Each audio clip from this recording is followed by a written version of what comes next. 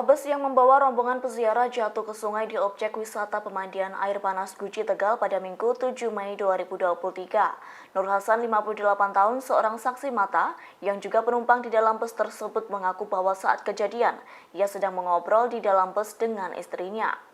Namun tiba-tiba saja bus berjalan sendiri dan melaju kencang. Saat itu Nur Hasan mengaku tak melihat adanya anak kecil yang memainkan handbrake atau rem tangan.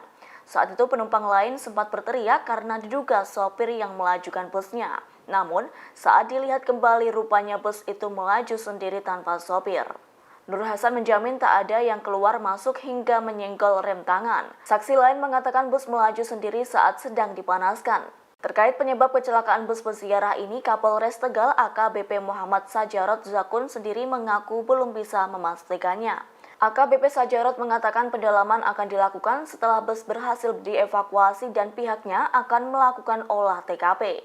Saat kejadian, sopir bus memang sedang tidak ada di kursi kemudi. Sang sopir diketahui sedang berganti pakaian. Allahu Akbar.